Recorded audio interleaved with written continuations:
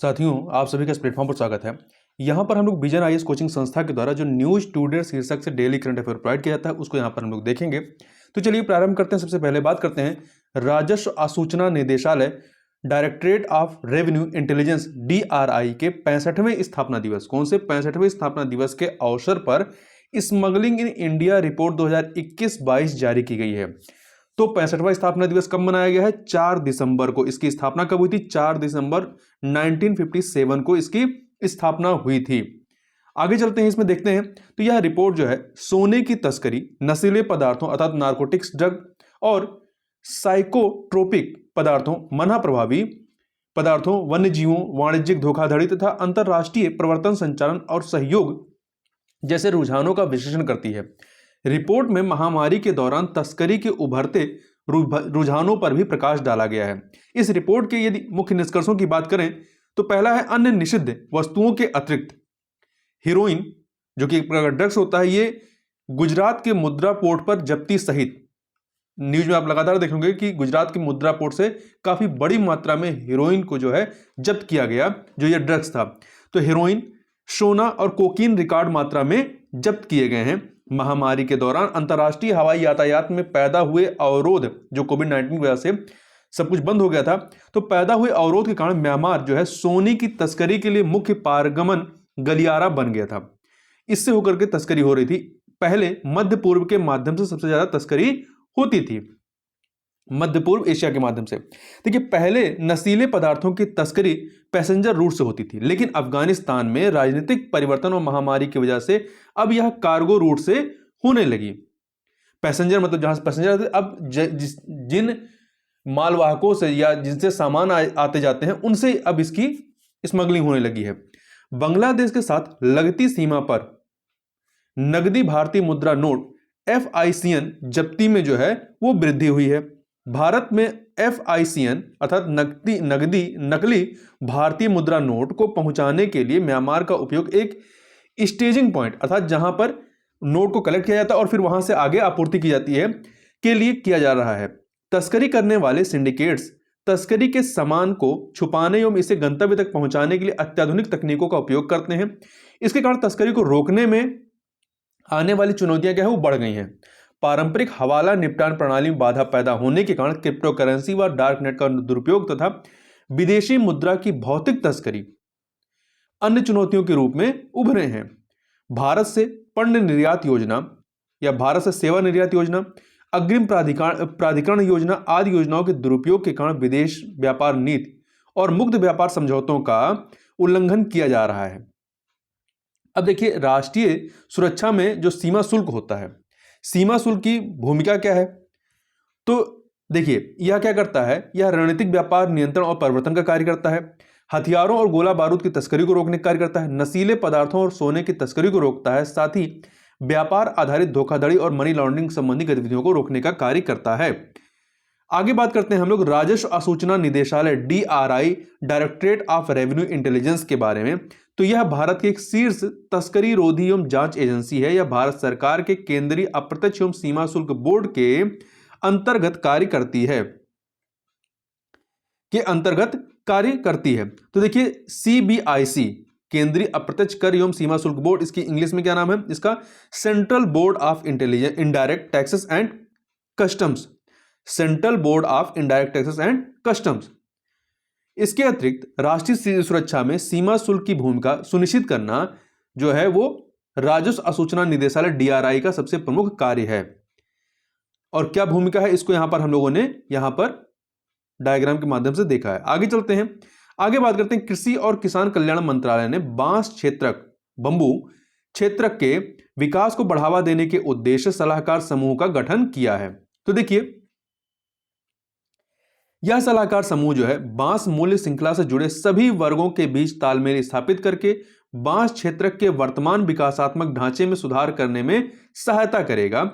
बांस जो होता है ये सबसे तेजी से बढ़ने वाली काष्ठीय 12 घास की प्रजाति है, मतलब जो 12 महीने ये उगती है। यह पोएसी कुल से संबंधित घास की प्रजाति है। यह उष्णकटिबंधीय, उपोष्णकटिबंधीय और मृदु समशीतोष्ण क्षेत्रों में पाई जाती है। बांस की विविधता के मामले में भारत जो है चीन के बाद दूसरे स्थान पर, सबसे अधिक बांस के मामले में विविधता कहां, डाइवर्सिटी कहां है, चाइना में, दूसरे स्थान पे भारत में है। बांस की खेती के लाभ क्या है, देखिए इससे क्या होता है, भूमि की सतह से जल के वाष्पीकरण को कम करने का कार्य करती है, मृदा क्षरण को रोकने की इसमें अनोखी क्षमता होती है, मिट्टी को बांध के रखती है, या इथेनॉल और जैव ऊर्जा उत्पादन के लिए विश्वसनीय स्रोत है।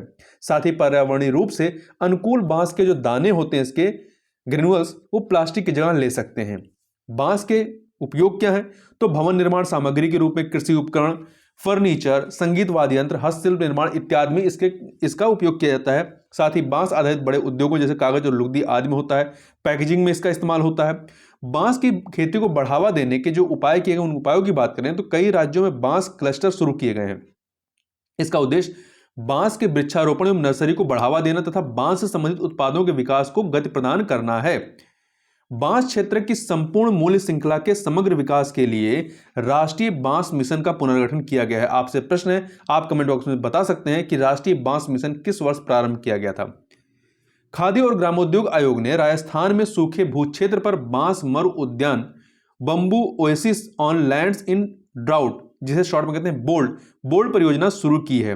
कहां पर शुरू की गई है, खादी और ग्रामोद्योग आयोग ने राजस्थान में शुरू की है। कब शुरू की थी, तो इसको शुरू किया था 4 जुलाई 2021 को। भारतीय वन अधिनियम 1927 में संशोधन करके गैर वन क्षेत्रों में उगाए जाने वाले बांस को वृक्ष की परिभाषा से बाहर कर दिया गया। इससे क्या होगा, इससे गैर वन क्षेत्रों में, जो वन क्षेत्र में नहीं है, वन क्षेत्रों में बांस की कटाई और परिवहन के लिए किसी भी परमिट की आवश्यकता नहीं होगी। आगे बढ़ते हैं, आगे बात करते हैं। आईआईटी मद्रास ने समुद्री तरंगों से बिजली उत्पन्न करने के लिए ओशन वेव एनर्जी कन्वर्टर का विकास किया है।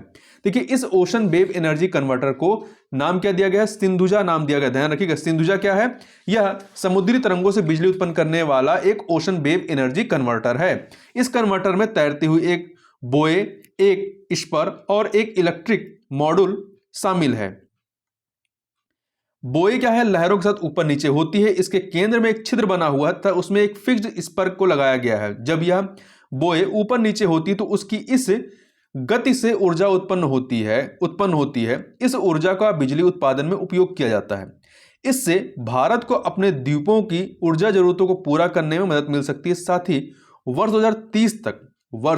2030 तक 500 गीगावाट नवीकरणीय ऊर्जा उत्पादन करने के जलवायु परिवर्तन से संबंधित लक्ष्य को भी प्राप्त करने में सहायता मिल सकती है। समुद्री जल में ज्वारीय तरंग और महासागरीय तापीय ऊर्जा का भंडार है। इससे भारत में 40 गीगावाट तरंग ऊर्जा का उत्पादन संभव है। ज्वारीय ऊर्जा पृथ्वी, सूर्य और चंद्रमा के बीच गुरुत्वाकर्षण बल के कारण उत्पन्न होती है। जो ज्वारीय ऊर्जा है वो पृथ्वी, सूर्य और चंद्रमा के बीच गुरुत्वाकर्षण बल के कारण उत्पन्न होती है। वहीं तरंगीय ऊर्जा जो है ये समुद्र की सतह पर बहने वाली पवन के कारण उत्पन्न होती है। जबकि महासागरीय तापीय ऊर्जा समुद्र की सतह के जल और गहरे समुद्र के जल के बीच, मतलब दो सतहों के बीच का जो तापांतर होता है, उस तापमान के अंतर या तापीय प्रवणता के कारण उत्पन्न होती है। अब इसके लाभ क्या हैं, तो इसके लाभों की बात करें तो इससे प्रदूषण नहीं होता है। जो आपकी समुद्री तरंगों से जो ऊर्जा जनरेट होती है उससे लाभ यही कि उससे प्रदूषण नहीं होता है। यह नवीकरणीय ऊर्जा है, रिन्यूएबल है, मतलब कभी समाप्त नहीं होगा। उपलब्ध ऊर्जा का घनत्व अधिक होता है। कुछ अन्य नवीकरणीय ऊर्जा स्रोतों की तुलना में इससे ऊर्जा उत्पादन का अनुमान लगाया जा सकता है। साथ ही ऊर्जा उत्पादन में उतार चढ़ाव की भी कम संभावना रहती है। इसके साथ ही कुछ चुनौतियां भी, जैसे शुरुआत में लागत काफी अधिक आती है। इससे समुद्री जीवन और नौवहन के समक्ष खतरा पैदा हो सकता है। साथ ही यह स्थान विशेष तक सीमित है और प्राकृतिक आपदाओं से ऊर्जा उपकरणों को क्षति पहुंचने का खतरा रहता है। आगे बात करते हैं, काजीरंगा राष्ट्रीय उद्यान में भारत फ्रांस साझेदारी से बेहतर परिणाम प्राप्त हुए हैं। Indo Pacific parks partnership I3P के तहत काजीरंगा में कई इनिशिएटिव शुरू किए गए हैं। इनमें मुख्य इनिशिएटिव क्या है, कृत्रिम उच्च भूमि का निर्माण, जहां पर क्या होगा, बाढ़ के समय जानवर अपनी जान बचा सकते हैं। यह काजीरंगा राष्ट्रीय उद्यान है कहां पे, असम में है। दूसरा, अवैध शिकार रोधी शिविरों की स्थापना। तीसरा, वैकल्पिक आजीविका संबंधी प्रशिक्षण आदि के संबंध में इनिशिएटिव लिए गए हैं। काजीरंगा परियोजना वन और जैव विविधता संरक्षण पर व्यापक असम परियोजना का हिस्सा है। इस परियोजना को फ्रांस की एजेंस फ्रैंकाइस डी डेवलपमेंट वित्तीय और तकनीकी सहायता प्रदान कर रहा है। काजीरंगा राष्ट्रीय उद्यान यूनेस्को का विश्व धरोहर स्थल है। यह विश्व में एक सींग वाले गैंडों की सबसे बड़ी आबादी यहां पर पाई जाती है। I3P अर्थात इंडो पैसिफिक पार्क्स पार्टनरशिप का लक्ष्य संरक्षित क्षेत्रों और प्राकृतिक उद्यानों के विकास के माध्यम से हिंद प्रशांत क्षेत्र में एक संधारणीय दृष्टिकोण को बढ़ावा देना है। हिंद प्रशांत क्षेत्र समुद्री और स्थलीय जैव विविधता के दुनिया के सबसे बड़े हॉट स्पॉट जो हैं उनमें से एक है। हालांकि यह गैर कानूनी कटाई और अवैध शिकार, मानव वन्यजीव संघर्ष, समुद्री एवं स्थलीय संसाधनों के अत्यधिक दोहन आदि के गंभीर तथा बढ़ते खतरों का सामना कर रहा है। ये जो I3P है, इंडो पैसिफिक पार्क्स पार्टनरशिप, इसके उद्देश्य क्या है? पहला है संरक्षित क्षेत्रों के संधारणीय प्रबंधन को ध्यान में रखते हुए हिंद प्रशांत क्षेत्र में क्षमता निर्माण करना। दूसरा, सर्वोत्तम प्रथाओं को साझा करने और नवोन्मेषी अनुभवों को रेखांकित करने के लिए प्राकृतिक उद्यान से जुड़े सार्वजनिक एवं निजी क्षेत्र के प्रबंधकों को एक साथ लाना।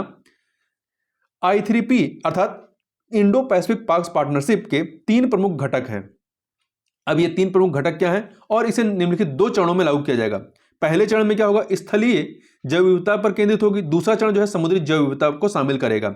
अब इसको जो 3 घटक है उन 3 घटकों की बात करें तो पहला है जैव विविधता संरक्षण, दूसरा है संधारणीय पर्यटन विकास और स्थानिक आर्थिक गतिविधियों को मजबूत करना, तीसरा है मजबूत गवर्नेंस। देखिए, जैव विविधता संरक्षण के तहत क्या है? उदाहरण के रूप में संकटग्रस्त प्रजातियों की पहचान करने और उनकी सूची तैयार करने के लिए साधनों एवं तकनीकों को साझा करना, साथ ही प्लस प्रजातियों के संरक्षण तथा बहाली के लिए रणनीतियां बनाना इत्यादि। वहीं संधारणीय पर्यटन विकास और स्थानीय आर्थिक गतिविधियों को मजबूत बनाने के संबंध में क्या है? उदाहरण के रूप में इसमें क्या होगा? संधारणीय पर्यटन यात्रा कार्यक्रमों के लिए स्थानीय डिजाइन का उपयोग करना, संधारणीय पर्यटन विकास रणनीति का निर्माण करना इत्यादि इसके तहत शामिल होंगे। इसी प्रकार से मजबूत गवर्नेंस के उदाहरण को देखें यदि, तो इसमें स्थानीय विनिमय या चार्टर को परिभाषित करना तथा प्राकृतिक आपदाओं, आग लगने की घटनाओं आदि की क्षेत्रीय निगरानी के लिए एकीकृत प्रबंधन मंच का क्रियान्वयन करना। आगे बढ़ते हैं। वित्तीय वर्ष 2022 में डिस्कॉम की सकल तकनीकी और वाणिज्यिक AT&C हानियां कम होकर के कितनी रह गई? 17% रह गई हैं। ये जो सकल तकनीकी और वाणिज्यिक हानि है, हानि में ऊर्जा का नुकसान मतलब तकनीकी हानि, चोरी, बिलिंग का ना होना इत्यादि इसमें आएंगे, और वाणिज्यिक क्षति जैसे कि भुगतान में चूक होना, संग्रह में अक्षमता इत्यादि को शामिल किया जाता है। AT&C सकल तकनीकी और वाणिज्यिक हानि में कमी होने के प्रभाव क्या है? उपयोगिताओं यूटिलिटीज को वित्तीय स्थिति में सुधार होता है। इससे वे आवश्यकता अनुसार जो है बिजली खरीद सकते हैं, जिसका लाभ अंततः उपभोक्ताओं को मिलता है। दूसरा, आपूर्ति की औसत लागत ACS और औसत वसूली योग्य राजस्व ARR के बीच अंतर कम हो जाता है। साथ ही हाल ही में विद्युत विलंब भुगतान अधिभार और संबंधित मामले नियम 2022 का कार्यान्वयन किया गया है। विद्युत मंत्रालय के अनुसार डिस्कॉम का कुल बकाया 1,37,949 करोड़ रुपए था, लेकिन इन नियमों को लागू होने के बाद से यह 1,13,269 करोड़ रुपए रह गया है। इसका अर्थ है कि पिछले 6 महीनों में इस बकाये में 24,680 करोड़ रुपए की कमी आई है। यह नियम उत्पादक कंपनियों, अंतर्राज्यीय पार्षण लाइसेंसधारियों तथा विद्युत व्यापार लाइसेंसधारियों के बकाया भुगतान की समस्या के समाधान के लिए एक तंत्र प्रदान करते हैं। विद्युत क्षेत्र की मूल्य श्रृंखला में डिस्कॉम सबसे महत्वपूर्ण कड़ी है। ये जो विद्युत राजस्व संग्रह करते हैं वह बिजली उत्पादन से लेकर के ईंधन आपूर्ति तक की संपूर्ण मूल्य श्रृंखला का वित्तीय आधार है। डिस्कॉम विद्युत वितरण कंपनियां जो होती हैं, डिस्कॉम के तहत विद्युत वितरण कंपनियां आती हैं, तो डिस्कॉम द्वारा सामना की जाने वाली जो चुनौतियां हैं वो क्या हैं? तो अर्थात जो विद्युत वितरण कंपनियां हैं उनके सामने क्या चुनौतियां हैं? राजस्व प्राप्ति अपर्याप्त और अनियमित बनी रहती है। मतलब इनकी जो राजस्व रेवेन्यू जनरेट हो रहा है वो तो एक अपर्याप्त है और साथ ही साथ वो क्या है? इर्रेगुलर है, अनियमित है। दूसरा, कोविड-19 ने संकट को और बढ़ा दिया। तीसरा, उच्च परिचालन घाटे का सामना करना पड़ रहा है इनको, इसके परिसंचरण में जो है इसमें घाटा हो रहा है। साथ ही उत्पादकों का डिस्कॉम पर अधिक भुगतान बकाया और डिस्कॉम पर अधिक ऋण अन्य चुनौतियां हैं। मतलब जो बिजली उत्पादन कर रहे हैं और ये विद्युत वितरण कंपनियां क्या उनसे खरीद रही हैं, तो ये उनको पैसे नहीं दे पा रहे हैं, उनका इनके ऊपर कर्जा है। डिस्कॉम के लिए किए गए उपाय क्या हैं? पुनरुत्थान वितरण क्षेत्र की योजना, revamped distribution sector scheme RDSS का जो लक्ष्य है वो AT&C अर्थात सकल तकनीकी और वाणिज्यिक हानि को अखिल भारतीय स्तर पर कम करके 12 से 15% तक लाना है। अभी कितना हो गया है? 17% हो गया। इसको और कम करके 12 से 15% तक लाना है। 15वें वित्त आयोग ने डिस्कॉम के घाटे को कम करने के लिए कदम उठाने वाले राज्यों को उधार लेने हेतु एक अतिरिक्त विकल्प प्रदान किया है। सभी डिस्कॉम के लिए ऊर्जा लेखांकन और ऊर्जा लेखा परीक्षा करना अनिवार्य किया गया है। केंद्र शासित प्रदेशों में डिस्कॉम का निजीकरण किया जा रहा है। साथ ही कुछ राज्यों में बिजली वितरण के लिए सार्वजनिक निजी भागीदारी पीपीपी मॉडल को अपनाने की संभावनाएं तलाश की जा रही हैं। डिस्कॉम के वित्तीय कायाकल्प के लिए उदय अर्थात उज्ज्वल डिस्कॉम एश्योरेंस योजना शुरू की गई। ये योजना कब शुरू की गई है? ये योजना शुरू की गई थी 5 नवंबर 2015 को। आगे चलते हैं, आगे बात करते हैं। ऑक्सफैम इंडिया ने India inequality report 2022 digital divide शीर्षक से एक रिपोर्ट जारी की है। किसने की है? ऑक्सफैम इंडिया ने। यह एक वार्षिक रिपोर्ट है। इसमें देश में व्याप्त असमानता के संकट को रेखांकित किया गया है। वर्ष 2022 की यह रिपोर्ट भारत में डिजिटल डिवाइड के विस्तार तथा शिक्षा, स्वास्थ्य और वित्तीय समावेशन जैसी आवश्यक सेवाओं पर इसके प्रभाव को रेखांकित करती है। डिजिटल डिवाइड मतलब जो टेक्नोलॉजी है, टेक्नोलॉजी तक पहुंच में लोगों के बीच जो असमानता है, उस असमानता को ये बताता है, जिससे कि लोग डिजिटलीकरण में एक दूसरे मतलब डिजिटलीकरण की वजह से जो एक असमानता दिखाई पड़ती है उसकी ये चर्चा कर रहा है। देखिए, ऑक्सफैम इंडिया एक गैर सरकारी संगठन है। यह भारत में बाल शिक्षा को बढ़ावा देने, महिलाओं का सशक्तिकरण करने और असमानता के खिलाफ उपायों में सहायता देने का काम कर रहा है। रिपोर्ट में जो मुख्य निष्कर्ष हैं वो ये हैं कि वर्ष 2021 में 61% पुरुषों के पास मोबाइल फोन थे, जबकि महिलाओं में यह अनुपात केवल 31% रहा है। 67% शहरी आबादी इंटरनेट का उपयोग कर रही है, वहीं ग्रामीण क्षेत्रों में यह केवल 31% रहा है। ग्रामीण क्षेत्रों में कंप्यूटर डिवाइस का उपयोग कम हुआ है कोविड के बाद में। इन आंकड़ों को आप जो है अपने मेंस के आंसर राइटिंग में या एस्से वगैरह में इसका इस्तेमाल कर सकते हैं।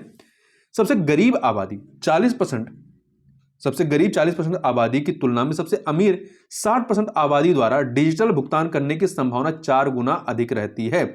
महाराष्ट्र में इंटरनेट उपयोगकर्ताओं की संख्या सर्वाधिक है, जबकि बिहार में यह सबसे कम है। तो ये फैक्ट याद रखिएगा, यदि पूछा जाए इंटरनेट उपयोगकर्ताओं की संख्या सर्वाधिक कहां पे है, तो महाराष्ट्र में, सबसे कम कहां पे? बिहार में है। डिजिटल डिवाइड को समाप्त करने के लिए की गई सिफारिशें क्या हैं? सामुदायिक नेटवर्क और सार्वजनिक वाईफाई, इंटरनेट एक्सेस पॉइंट जैसे उपायों के माध्यम से ग्रामीण तथा दुर्गम क्षेत्रों में इंटरनेट की उपलब्धता में सुधार किया जाना चाहिए। साथ ही सरकार को डिजिटल उपकरणों को वहनीय बनाना चाहिए, जिससे कि लोग उसको खरीद सकें, वहां तक उनकी पहुंच हो सके। इसके लिए डिजिटल अवसंरचना में निवेश, मजबूत विनियामक ढांचे का निर्माण तथा कंप्यूटर और फोन पर कर को, टैक्सेस को घटाने जैसे कदम उठाए जाने चाहिए। विशेष रूप से ग्रामीण भारत में डिजिटल साक्षरता शिविरों का आयोजन करना चाहिए। इसके अलावा पंचायतों और स्कूलों का डिजिटलीकरण भी करना चाहिए। एडटेक और हेल्थ टेक से संबंधित शिकायतों का समाधान करने के लिए शिकायत निवारण तंत्र की स्थापना करनी चाहिए। डिजिटल डिवाइड सूचना और संचार प्रौद्योगिकी तक पहुंच तथा विविध प्रकार की गतिविधियों के लिए इंटरनेट के उपयोग के अवसरों के मामले में अलग अलग सामाजिक आर्थिक स्तरों पर व्यक्तियों, परिवारों, व्यवसाय और भौगोलिक क्षेत्रों के बीच विद्यमान अंतर है। यहां एक फैक्ट और याद रखिएगा कि यह जो रिपोर्ट है ऑक्सफैम इंडिया की, India inequality report 2022 digital divide, ये रिपोर्ट जो है प्रधानमंत्री की आर्थिक सलाहकार परिषद EAC&PM, इंग्लिश में कहें तो economic advisory council of the prime minister, द्वारा जारी की जाने वाली भारत में असमानता की स्थिति रिपोर्ट से अलग है। अब कुछ संक्षिप्त करंट अफेयर को देखें तो देखिए, प्रिंट और डिजिटल मीडिया एसोसिएशन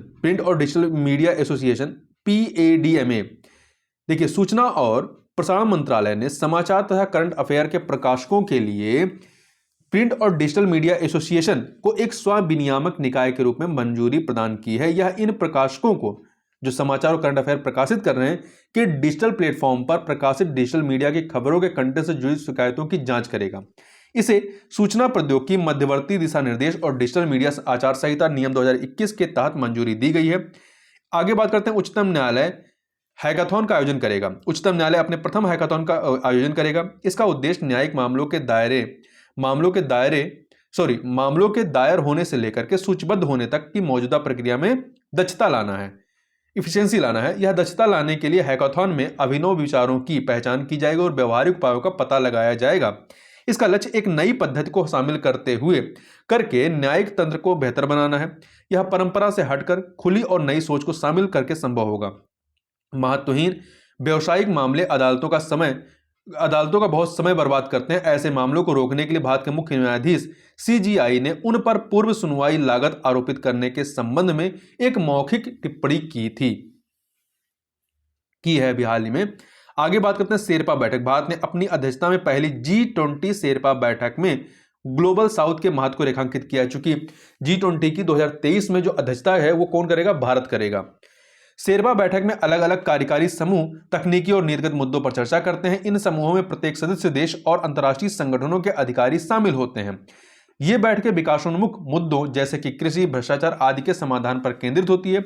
शेरपा जो है आपके G20 में, G8 जैसे अंतर्राष्ट्रीय शिखर बैठकों में शामिल सदस्य देश के नेता का एक निजी प्रतिनिधि होता है। शेरपा शब्द नेपाली शेरपा लोगों से प्रेरित है। ये पर्वतारोहियों के लिए गाइड के रूप में काम करते हैं। तो इसी प्रकार से ये प्रतिनिधि के रूप में वहां पर कार्य करते हैं। आगे बात करते हैं विदेशी अंशदान विनियमन अधिनियम 2010, foreign contribution regulation act FCRA 2010। केंद्रीय गृह मंत्रालय ने उन अंतर्राष्ट्रीय संगठनों, संयुक्त राष्ट्र निकायों सहित की एक सूची जारी की है जिनके अंशदान को FCRA के तहत शामिल नहीं किया जाएगा। विदेशी अंशदान विनियमन अधिनियम 2010 के तहत शामिल नहीं किया जाएगा।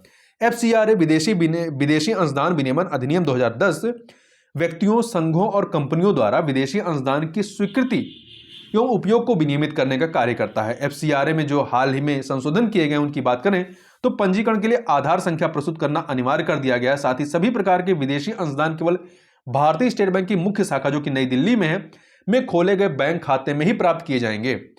कुछ व्यक्तियों को किसी भी विदेशी अंशदान को स्वीकार करने से प्रतिबंधित किया गया है। इसमें शामिल है विधायक, चुनाव लड़ने वाले उम्मीदवार, किसी समाचार पत्र के संपादक अथवा प्रकाशक, न्यायाधीश, सरकारी कर्मचारी, किसी भी विधायिका के सदस्य और राजनीतिक दल इत्यादि।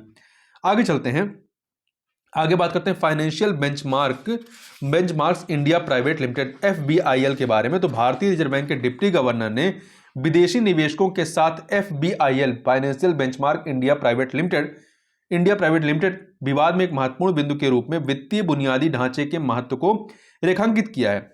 FBIL financial benchmark India private limited का गठन वर्ष 2014 में कंपनी अधिनियम 2013 के तहत एक प्राइवेट लिमिटेड कंपनी के रूप में किया गया था। यह fixed income money market and derivatives association of India, short में FIMMDA, और foreign exchange dealers association of India FEDAI और भारतीय बैंक संघ IBA के संयुक्त स्वामित्व वाली कंपनी है। यह भारत में मुद्रा बाजार, सरकारी प्रतिभूतियों और विदेशी मुद्रा संबंधित बेंचमार्क विकसित तथा शासित करती है। उदाहरण के लिए Mumbai interbank offer rate, Mumbai और इंटरबैंक फॉरवर्ड ऑफर रेट इत्यादि। इन बेंचमार्क का इस्तेमाल वित्तीय अनुबंधों के मूल्य निर्धारण, निपटान और मूल्यांकन के उद्देश्य से किया जाता है। ये वित्तीय बाजारों की मूल्य अखंडता के प्रमुख चालक हैं। आगे बात करते हैं ग्लोबल वेज रिपोर्ट 2022-23 के बारे में। तो यह रिपोर्ट अंतर्राष्ट्रीय श्रम संगठन ILO ने जारी किया है। रिपोर्ट में इस बात का विश्लेषण प्रस्तुत किया गया है कि कोविड-19 महामारी के बाद जीवन यापन के संकट ने देशों और क्षेत्रों में वेतन और मजदूरी तथा क्रय शक्ति को कैसे प्रभावित किया है। इस रिपोर्ट के जो प्रमुख निष्कर्ष हैं वो हैं, बढ़ती मुद्रास्फीति से कई देशों में वास्तविक मजदूरी या वेतन वृद्धि जो है नकारात्मक रही है, घट गई है। मतलब इसके परिणाम स्वरूप क्रय शक्ति क्या है, कम हुई है। कोविड-19 संकट के कारण वेतन भोगी कर्मचारियों को औसतन 6 सप्ताह के वेतन का जो है नुकसान उठाना पड़ा है। कम वेतन प्राप्त करने वाले 6 सप्ताह मतलब 1.5 महीने का, कम वेतन प्राप्त करने वाले तथा अनौपचारिक अर्थव्यवस्था में अनऑर्गेनाइज सेक्टर में काम करने वाले समूहों और मजदूरी पर काम करने वाली महिलाओं को सर्वाधिक नुकसान उठाना पड़ा है। आगे बात करते हैं कृषि निवेश पोर्टल के बारे में। तो केंद्रीय कृषि और किसान कल्याण मंत्री ने एकीकृत कृषि निवेश पोर्टल का उद्घाटन किया है। यह कृषि निवेशकों के लिए एक केंद्रीकृत वन स्टॉप पोर्टल होगा। इस पोर्टल की मदद से कृषि निवेशक कृषि और संबद्ध क्षेत्रों से जुड़े अलग अलग विभागों द्वारा कार्यान्वित कई सरकारी योजनाओं का लाभ उठा पाएंगे। इस पोर्टल के मुख्य उद्देश्य क्या हैं? निवेश को बढ़ावा देना, निवेशकों के लिए आरंभिक समर्थन प्रक्रिया को आसान बनाना, कृषि में सभी उपक्षेत्रों की क्षमता का दोहन करना इत्यादि। निवेश प्रोत्साहन के लिए प्रमुख क्षेत्रों में कृषि मशीनरी, बीज, उर्वरक, कृषि रसायन, परिशुद्ध कृषि, लॉजिस्टिक, भंडारण और शीत श्रृंखला आदि शामिल हैं। आगे बात करते हैं राष्ट्रीय एकल खिड़की प्रणाली national single window system NSWS के बारे में। तो राष्ट्रीय एकल खिड़की प्रणाली पर एक समीक्षा बैठक का आयोजन किया गया है। यह जो राष्ट्रीय एकल खिड़की प्रणाली है यह उद्योग संवर्धन और आंतरिक व्यापार विभाग DPIIT का एक डिजिटल प्लेटफॉर्म है। यह निवेशकों को उनकी व्यावसायिक आवश्यकताओं के अनुसार निवेश योजनाओं की पहचान करने और अनुमोदन के लिए आवेदन करने में मार्गदर्शन प्रदान करता है। इस पोर्टल ने 99% से अधिक दक्षता का प्रदर्शन किया है। इसके अंदर 27 केंद्रीय विभागों और 19 राज्यों को शामिल किया गया है। इसके लाभ क्या है? अलग अलग मंत्रालयों को सूचना प्रस्तुत करते समय दोहराव कम हुआ है, अनुपालन बोझ में कमी आई है, क्षेत्रक विशिष्ट सुधारों और योजनाओं को बढ़ावा मिला है, साथ ही परियोजनाओं की उनके निर्माण से लेकर कार्यान्वयन तक की अवधि में कमी आई है। आगे बात करते हैं भारत स्टेज BS मानदंड के बारे में। तो देखते हैं, दिल्ली NCR में बढ़ते वायु प्रदूषण पर अंकुश लगाने के लिए 9 दिसंबर 2022 तक BS3 पेट्रोल वाहनों और BS4 डीजल वाहनों पर प्रतिबंध लगा दिया गया है। BS मानदंड मोटर वाहनों सहित आंतरिक दहन इंजन उपकरणों से वायु प्रदूषकों के उत्सर्जन को नियंत्रित करते हैं। ये मानदंड यूरोपीय उत्सर्जन मानकों पर आधारित हैं।